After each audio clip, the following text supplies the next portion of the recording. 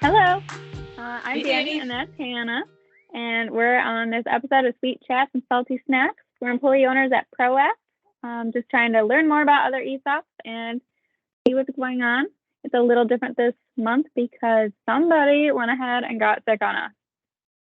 I do have the flu, but we're still going as usual, virtually. Today we're going to Mower. They're a brand new ESOP. I actually met with one of their newer employee owners a few months ago, just shortly after their sale, and they said, we're fully embracing it. It's kind of already who we are as a company and it's ingrained in our culture, but when our owner Eric did this was like a true Eric Mower fashion type of thing. He cares about us. He's so invested in employees that making a decision like becoming an ESOP was kind of a no-brainer and true to who he is as a person. I'm excited. We're meeting with Margie in their human resources department, and it's gonna be fun. So we still have our snacks, right? We do. Okay, so I have some salted almonds, obviously just trying to stay a little bland, not feeling too hot, and I have a Topo Chico. We were told by a marketing company we use, Captivate. Tom told us that we gotta elaborate on our snacks a little bit more. I That's the best part. what's my favorite snack, Dani? Don't get me started. Her favorite road trip snack is Takis. Like nobody Let's do eats those. Like Takis. no, They're they. so good, so spicy. Usually my favorite. We'll definitely have them on our next trip. But excited to go visit Mower or virtually visit Mower and learn about their culture. So stay tuned for this episode of Sweet Chats and Salty Snacks. Cheers.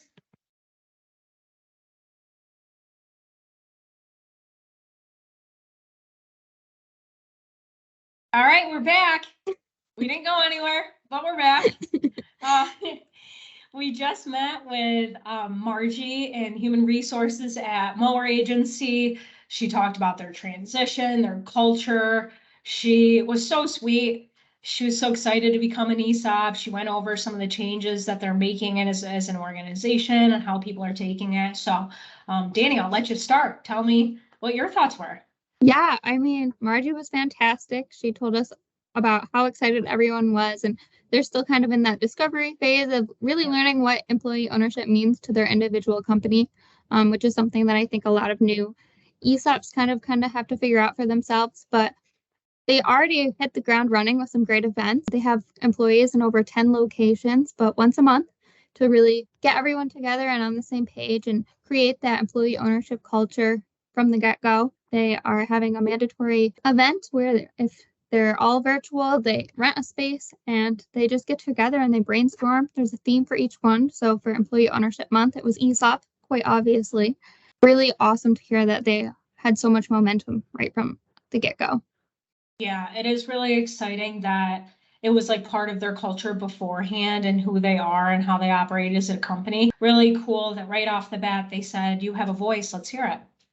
Yeah, going off of that, they created employee engagement surveys to kind of see where everyone's feeling, how they're feeling about the transition to employee ownership, and just overall how their culture is actually performing.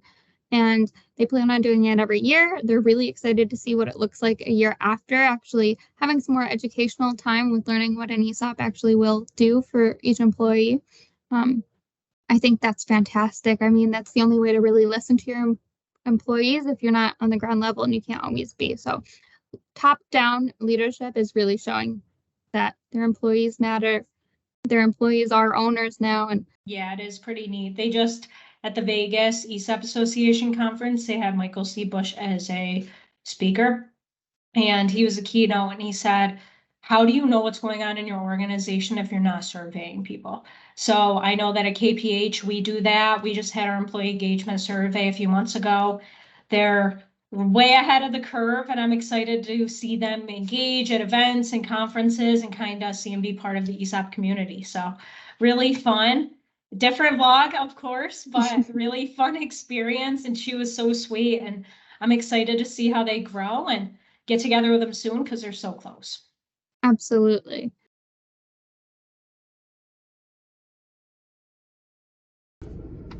All right, we're back. Part 2 of Sweet Chats and Salty Snacks featuring Mower. We are going to stop by today and thank them for having us on the vlog.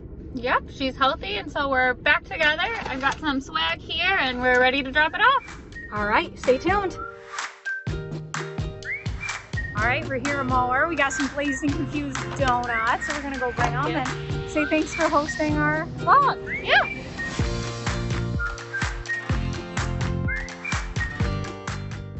All right, we're back. We just dropped off some goodies at Mower in downtown Syracuse, right down the street from the office. Yeah, their office was super cool.